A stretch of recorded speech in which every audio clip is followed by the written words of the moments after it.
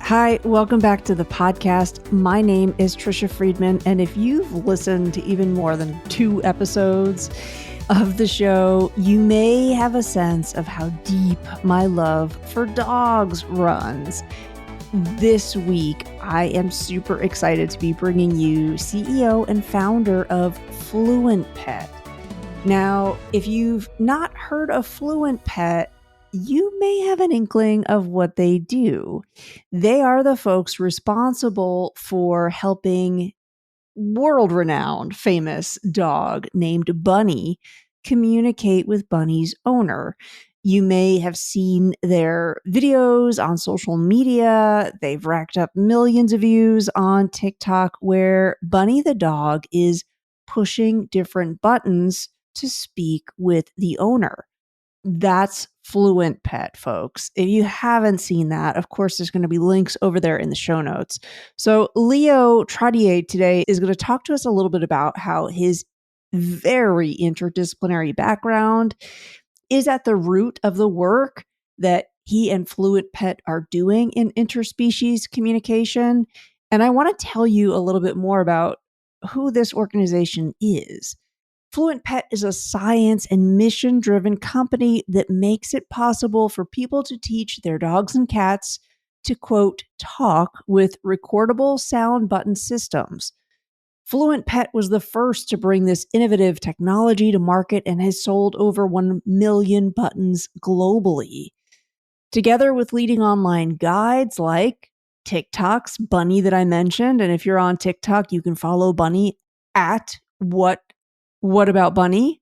FluentPet strives to create a new shared language to enrich the lives of animals and their humans. They've had over 6,000 research participants. And in this conversation, we dig into where that data might be going. And we also talk about just how a company like FluentPet, doing everything that it can to be transparent with its research and findings, how it's maybe repositioning science for our learners. I'd also encourage you to make sure you listen to the full conversation because towards the end, Leo lets us know about the Junior Teacher Science Kit. If you happen to be at a school with a therapy dog, and you are not yet exploring FluentPet, again, they have lots of guidance there, and Leo nudges us towards why that might be a really great experience for our learners. So please welcome to the show, CEO and founder of FluentPet, Leo.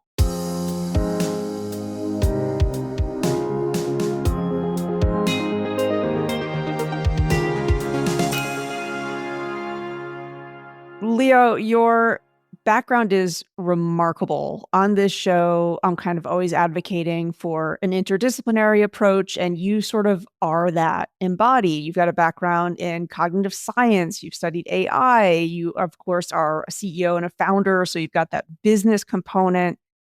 I'm wondering if you could talk about how FluentPet is really only possible and feasible because of that, like, wild connections that you have been able to make in your life. Does that feel like a fair characterization?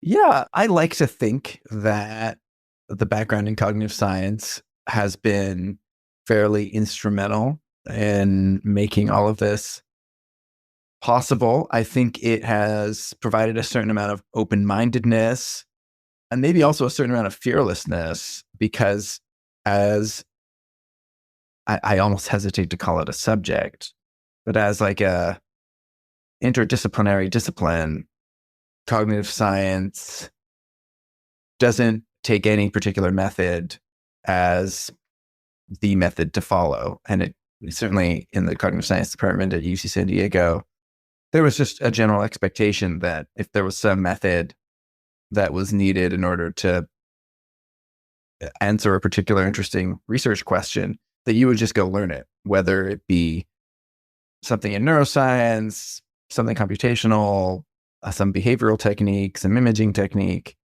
some neurophysiology technique, some anthropological technique, some philosophical technique, some mathematical or statistical technique. All of those were just seen as means to an end. And I think that when I started the company that would become FluentPet, I think that enabled me to just kind of be a little bit more fearless about it. And no, it's really helped us get us to where we are today. I would say the other thing that it's done is it's made me very open-minded. A lot of people, when they hear that I did cognitive science and now I'm doing this company that makes products for non-human animals, for dogs and cats, they say, "Oh, did you study dogs in grad school?" And I say, I didn't actually study dogs in grad school. On the other hand, I also didn't study cats. And the way that the academy and the way that like these science-oriented, research-oriented graduate programs work is they tend to just pick and choose their kind of model animals in a way that is specific to answering particular questions. So they might study decision-making in a non-human primate, and they might study vision in a cat, and they might use the neuron of a squid to model how action potentials travel and to get a better sense for the chemistry of electrophysiological signaling and that kind of thing. It was always the case that cognitive science kind of took a very agnostic, very ecumenical, very kind of, we're not going to be particularly concerned about which animal we're looking at. We're going to try and learn as much as we can by looking at every animal and by kind of maybe dividing things into like emotions and faculties and sensing and memory and that mix of things. And that ends up, I think, having been a pretty good preparation for at least the kind of product side of FluentPet. I wonder that fearlessness, also how it gets applied to, of course, the products that you've designed are geared towards both individual pet lovers, but also you've got a community.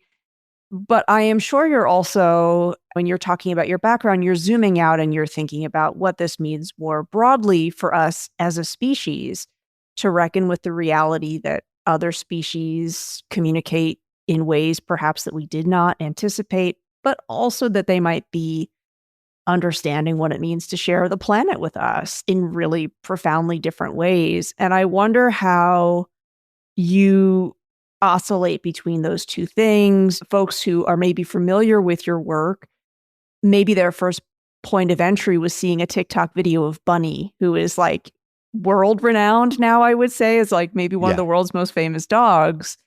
But at the same time, it's like you're also asking some really existential questions about what might it mean to live in a world where we really are understanding that as a human species, we underestimated perhaps what was going on in the world through the mind's eye of other species. What does it mean for you to be like in both worlds?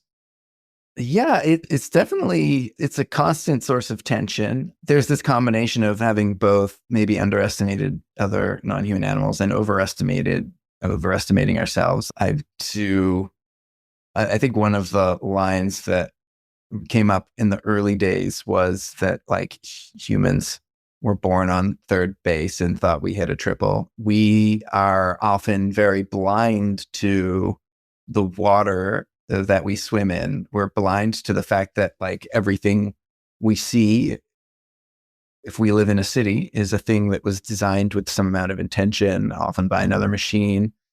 Often it's the product of one person's inspiration 550 or 500 or 5,000 years ago.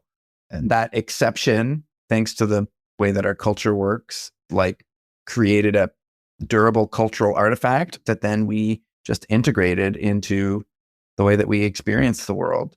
And that has given us these huge advantages in being able to navigate the world, being able to get things done, and being able to just have a productive day where we don't hurt ourselves.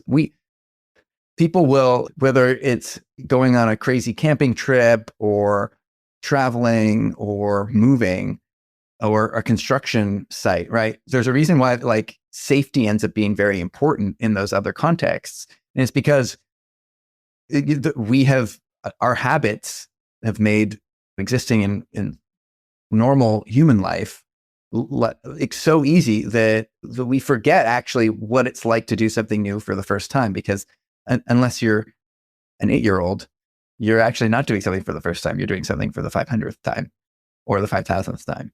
And so one of the things that we bring to, or certainly one of the things that cognitive science brings and that I've tried to bring to this thing with FluentPet is a recognition that like dogs and cats have none of these advantages that we have.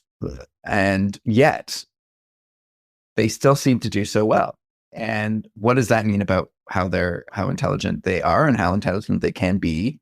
And what does that mean about the actual questions that we should be asking? Should we be asking whether a dog or a cat can do something?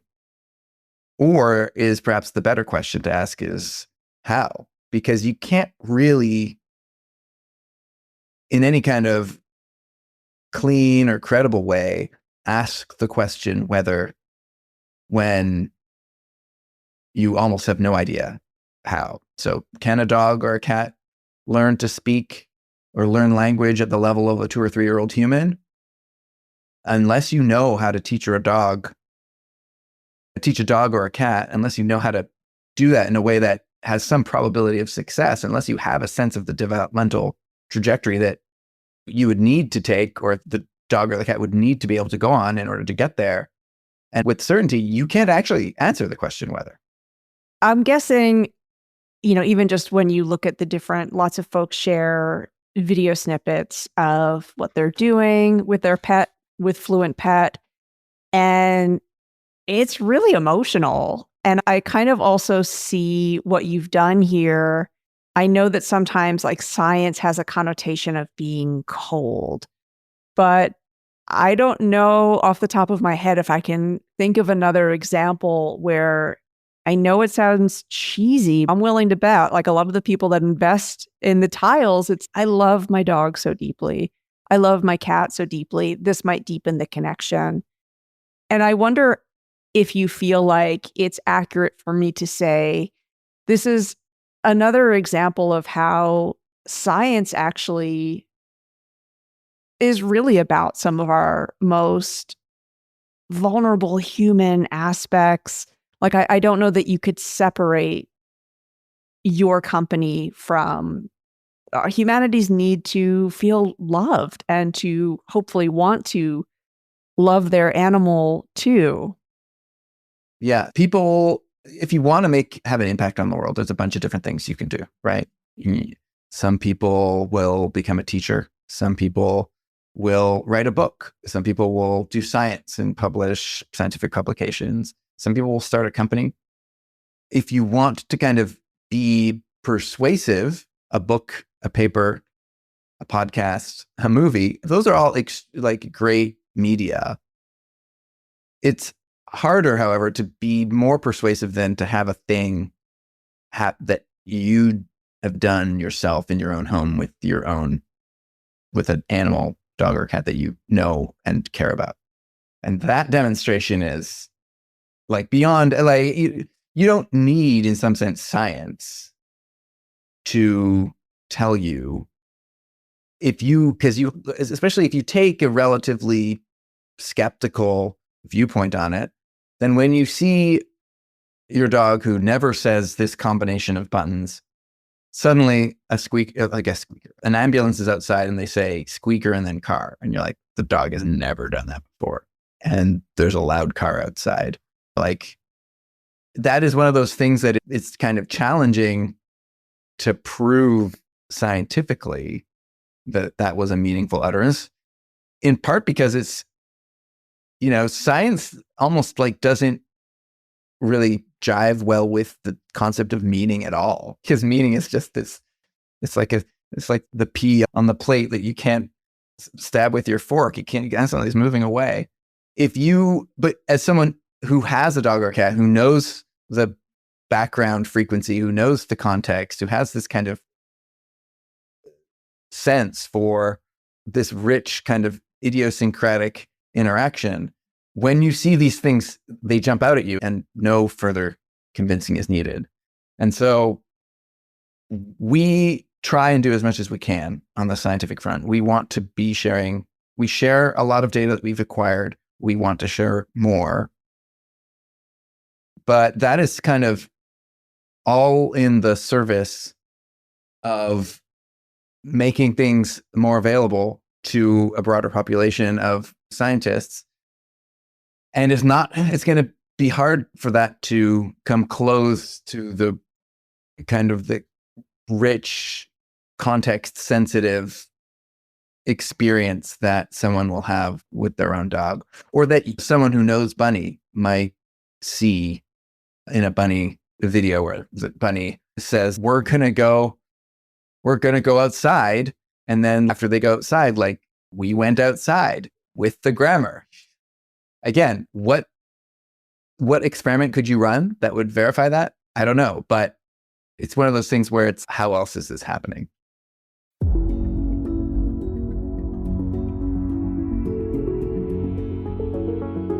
Hey, listeners, you know that when we talk to you about a show partner, we have taken great time and care to make sure that we are talking to you about partnerships that we use and trust ourselves. That's why I'm so excited to remind you of the incredible folks behind Poll Everywhere, the student response system that's trusted by over 1 million educators to transform lectures into interactive learning experiences. Poll Everywhere has just launched a brand new and improved version, and from experience, I can tell you it's a game changer. You can create engaging polls in seconds with their AI-powered tools, which integrate seamlessly with your LMS and make every class and conversation just a little more interactive without the hassle. Whether you're teaching a gigantic lecture hall or you've got a small group, Poll Everywhere makes that engagement faster, simpler, smarter. If you are ready to try it out, you can get $25 off with special code 25OFF. That's 25, capital O, capital F, capital F, at the link in our show notes. That promo code will be there where you can sign up, get ready to try it, and save a little bit from our friends at Poll Everywhere. I saw that it's over 6,000 research participants. You really are committed, of course, to documenting, to sharing. And I wonder if we can touch on that, because for someone who's unfamiliar with the world of interspecies communication, there are a lot of organizations, there's a lot of researchers out there who are investing a lot of time, a lot of money into this. I'm wondering, for you, someone who is a big part of that world, what are some of the questions, the broader questions, or some of the things that you're thinking it's early days when you're thinking about even just another half a decade out? Do you have some aspirations or some hopes about where this might take us?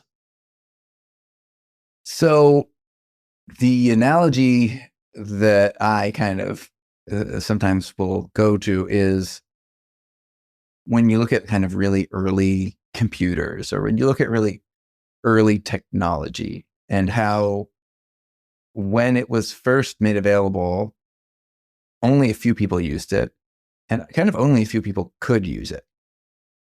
People hadn't, like with the first cars, I think there were people steered them with a Thanks stick. for listening to today's episode. And they were just like, I wanted to remind you not to miss out on our webinar series happening April 17th that we're calling turns out that's not the Unlock best the design Power for a of car. AI They were for kind K-12 of learning. awkward. They weren't Join enclosed. us for 3 They definitely engaging were not 45-minute webinars fit the designed shape for of the future-facing educators human body like very you. well. And Can't when make they it got in live? an accident, No like, problem. it was not Your ticket includes very dangerous. access No to crumple all the zones for recordings. sure.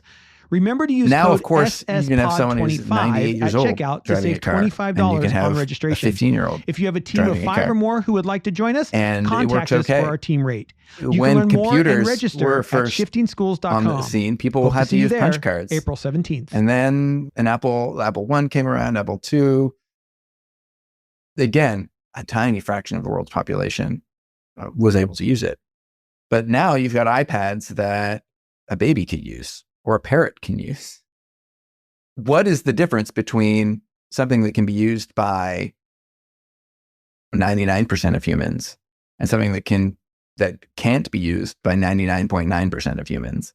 And that is fundamentally like a design problem. And how do you solve these kinds of design problems and get to these massive shifts in usability and kind of technological capability? Is typically just like a chipping away at a series of design problems in response to feedback and learning by a lot of people over a lot of time.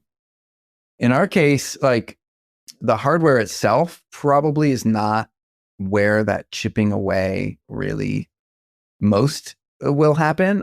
There is undoubtedly many opportunities for the hardware to be improved, to be easier to use, et cetera. And we continue to make these changes all the time.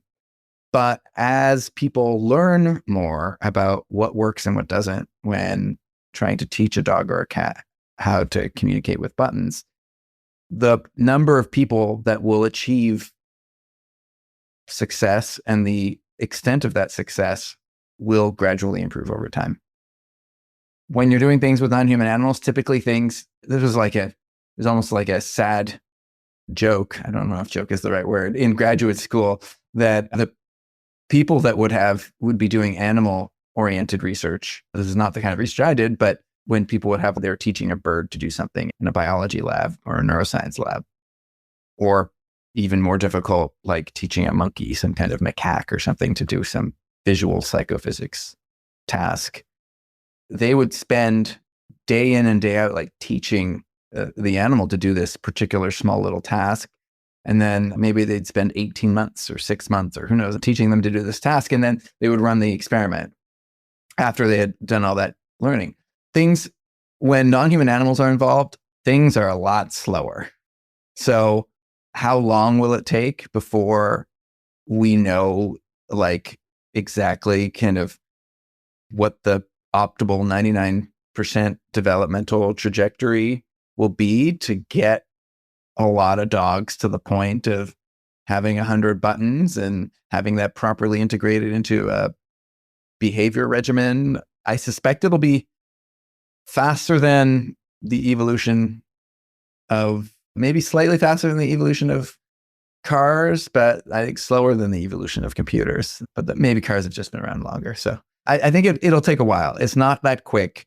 And the questions that I think we need to try and answer are going to be ones of like, what is the better, faster, more effective, easier way to teach meaning to a dog or a cat? I love that you bring up the time piece, and the website also kind of has this advice to anybody who is wondering which kid is for me, should I be doing this? And there's a piece on there about pay attention to your animal and what are some of the words or concepts that really motivate. I'm thinking like, you got a golden retriever, food is probably going to be one of the really important ones, but also that you need patience. And I'm thinking about that. And I'm also thinking about the rise in a lot of K-12 institutions, lots of therapy dogs. And I would assume that actually going through this with children and what you are outlining as like, this is a process of patience, right? It takes time, it takes care, it takes investment. I think a lot of people are talking about, is there a decline in empathy? I feel like this is also an empathy building activity. Would you have any advice for a school leader who's listening and they're thinking, you know what, we've got a therapy dog. Actually, this might be a really great component to bring in. What do you know of young people actually doing this with animals and the experience maybe that's there for them? Because I think something that we want to instill in younger learners all the time is anything difficult, it takes time, takes investment, takes patience. Yeah. So for the longest time, I've thought that kids between the age of 8 and 13 are potentially like ideal. We call them teachers in our case, and we call the non-human animals learners because they don't have the preconceptions of what's possible. That's not to say that it's an unalloyed, you don't want to grab your dog or cat's paw and put it on the thing or drag them over to the soundboard. But the thing is, these things provide, I think, a really great opportunity for teaching the basics of behavior, and also for kind of, in a somewhat objective way, obviously it's going to depend, but somewhat objective way, like getting a sense for how much can a child learn this kind of skill. So we actually have a junior, and we call it like a junior teacher science kit. And it's like a worksheet. It's very much Denny's placemat from the 1990s a little bit. So it's got like little games that you can play. And a lot of it is just teaching kids, in this case, to understand the body language of a dog or a cat. Obviously, there are important safety reasons for that, but you're also going to want to know what your dog or your cat is paying attention to, what they like, what they don't like, because these will be the kind of things that you're going to scaffold more sophisticated behaviors and a richer, deeper relationship on top of. I suspect that with children, you have the lack of preconceived ideas, lack of preconception, and also a lot of time, which is something you need. They often, perhaps this will provide a very good motivation for patience. Children aren't famous for being the most patient, but then they do have the occasion to be very persistent. I suspect that if there is some kind of rise of a small cohort of really adept children at button teaching, that this could lead to a flourishing in the kind of thing that you're talking about, like additional empathy, taking kids away from their phones, taking kids away from their $100 billion engineered attention grabbing machines, and toward a thing that's actually real in front of them that has far more engineering behind it, but it's not the kind of engineering that's designed to capture attention and keep you glued into a virtual environment. It's the amazingness of a dog or a cat. And I really do think that when people have a chance to see, especially with a dog or a cat whom they know, like these new windows into their personality, into what they like, that it can be just totally revelatory. And you're talking about, again, investing in the art of noticing, because with dogs and cats, some of those indicators, like you're talking about, just very slight shifts in behavior. And I think that's, even as an adult, just practicing that art of noticing with my dog, it's like a meditative act. Leo, I'm wondering, in closing, as someone who's really been following interspecies communication, I'm fascinated at some of the kind of far-flung debates that I've come across, but also some of the people saying, hey, this might have a really remarkable outcome for animal rights. It might do wonders for, as humans, our willingness to reinvest in the planet. I've heard folks kind of compare it to, this is going to be like the moon landing, when we got a totally different kind of perspective on planet Earth.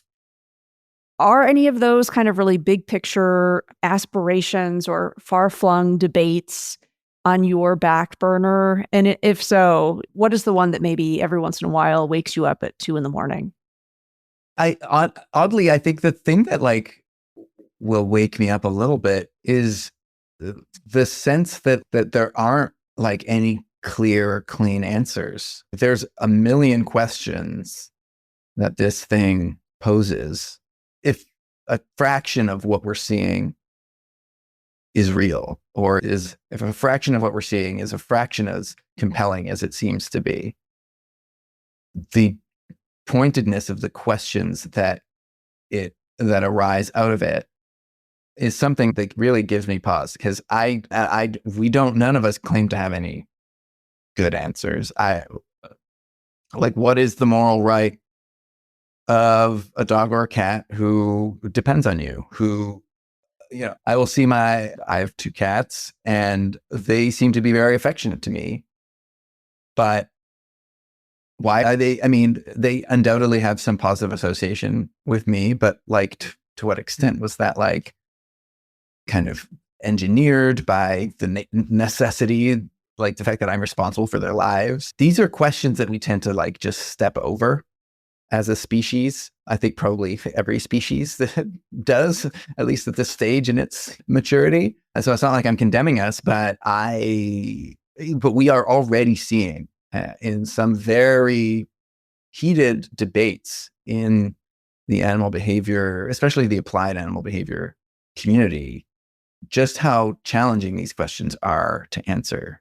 Because on the one hand, animals are animals. They like eat each other. There's a few things more seemingly unpleasant than the way non-human animals treat each other. So it is definitely a step up for what humans are doing at least the vast majority of the time. At the same time, what would my cat actually want to do? If I could ask him, he'd be like, oh, I want to go running around outside all the time. He's like, you're going to get hit by a car. You're going to get eaten. And you're like, so I want to do it anyway. Okay. So it's going to pose a lot of challenging questions. I think that is one of the things that helps make life interesting. And that's part of why we're engaged in this.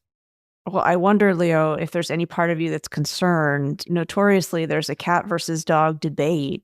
And are people going to feel like this is a race to see where we can get further faster with cats or dogs? Or if it does this outline one intelligence, I don't know, has more depth? Is it just a different intelligence? Do you get lots of people asking you kind of like the cat or the dog piece? I read somewhere we did that at first. Yeah. Yeah. People are like, oh yeah, there's no way cats can do it. And candidly, part of the reason why there's been this renaissance in like canine science research came from this kind of relatively obvious observation that dogs have co-evolved with humans to the extent that they are the most morphologically varied species by a long shot on planet Earth. Between Chihuahuas and Great Danes, humans do not vary that much in size, at least not in a way that's readily accepted. So the notion was that's why dogs are able to do these incredible things, is because we selected for the really sophisticated ones. They pay attention to our pointing gestures. And that's all true, but then we saw that cats could do it. And cats are genetically almost identical to their wild counterparts. There may be some small bits of domesticity here and there, but for the most part, they are relatively unchanged. Which means that I'm not going to say that there are as many cats that are communicating with buttons or that they're doing it with quite the frequency, or they're definitely not as easy to teach, generally speaking. They're harder to read typically than dogs are. They aren't necessarily as eager to please. And so all these things go into how easy it is to kind of teach buttons to them. But I suspect that the differences between individuals and between species I analogize them to like the differences between like landscapes in the natural environment, right? Some places are like, if you want to build a city or you want to build a factory or something, some places it's easier to build those things than others. Some places it takes more work. But if humans wanted to, they could build a city. There's that Chongqing city in China. There's San Francisco. Like, you can build a lot on something that's a very hilly terrain. It's harder. It might take longer, but it's ultimately, again, a developmental question and a developmental challenge. Okay, really, in closing, this is my final question. I've already taken more of your time than I said I would, but I wonder on that note, are there data that you're looking for that maybe the average person would be surprised by? Like, I was thinking about, you have 2 cats, and I'm wondering if it's a single pet household. Is there a difference in a multi-pet household? What are some of the questions that you're trying to get some data on that maybe a layperson wouldn't even realize this is something that you're hoping to watch or get more data about? One of the things that is particularly interesting is any kind of observation of a dog or a cat making kind of coherent communication when there's no human around. And maybe they're talking to themselves. Maybe they're studying the board. Maybe, or alternatively, maybe they're pressing buttons to you about something that happened yesterday or may happen tomorrow or happened earlier that day to an individual that is not present. So this gets to the concept of displacement in linguistics. And there's some debates that, non-human. It's kind of, I don't understand it, but there's this kind of what makes us different, what makes us special, what makes us uniquely human. And that question seems ill-posed to me. But it is, so to the extent that we can see examples of that, I think is really interesting. And that's the thing that we look at. Typically, a scenario in which you're going to have the quickest success is if you talk to your dog like you might talk to a small child regularly. They follow you around the house. They see everything you're doing. You're kind of narrating in very simple language your life. And then you're pressing the button. You're pressing different buttons in ways that are contextually appropriate, like 100 times a day. And if you do that after a few weeks, you'll find that you have a dog that is pressing the button spontaneously. Wow. So both dogs and cats are sort of doing this, communicating on their own with no human present. Fascinating. Yeah. Again, it's more common in dogs, but yeah, I think we have some examples of cats doing it. Okay. That's really fascinating. I'm thinking about, I read something about dogs having kind of a different time sense to humans because, of course, odors linger as well. And so, yeah, I'm sure there's going to be really incredible research that comes out and tries to come up with explanations. Or I love that you're like, maybe they're just talking to themselves. And we do that too.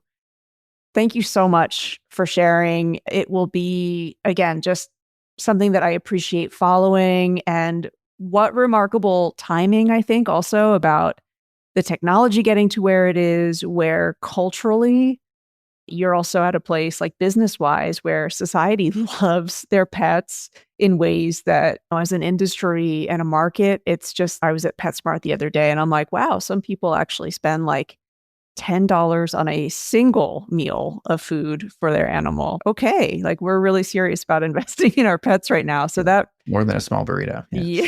Yes. So that's fascinating, just how all of these things have converged almost at the exact right moment. And what AI is going to mean for this in the next coming years too, I just can't even fathom. Yeah, we're entering exciting times. Yeah, it'll be even more interesting as maybe if we can get dogs or cats kind of engaging with more of the electronic Internet of Things type devices within our home. We'll see. We will. Thank you again, Leo, so much for your time. I really appreciate it. Take care. It was great.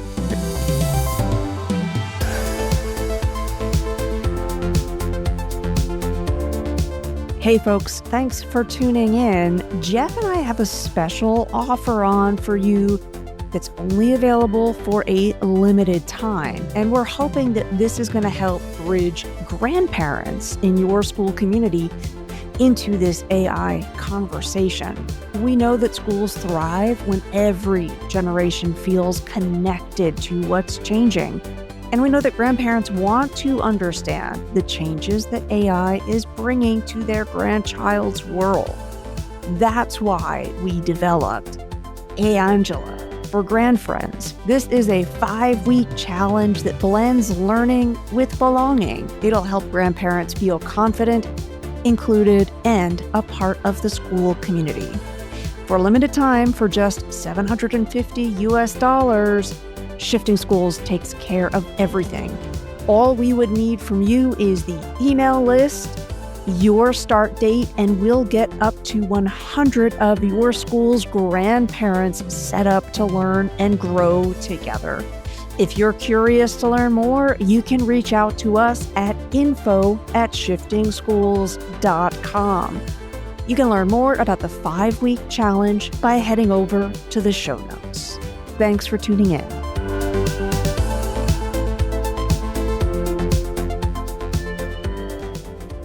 Hey there, dedicated listener. If you've made it this far, we know you're passionate about shifting the way education works. And Tricia and I appreciate you. If you loved what you heard today, we'd be so grateful if you could take a moment to rate and review Shifting Schools wherever you listen to podcasts. Those ratings help us reach even more educators just like you. And if you know someone who could benefit from these conversations, please share this episode with them. Just one person. Think of the impact we can make together. Don't forget to sign up for our newsletter for even more great content. And if you haven't already, join us at Camp Shifting Schools, where the conversations keep going long after the podcasts end. Thank you for being a part of this journey, and thank you for being part of Shifting Schools.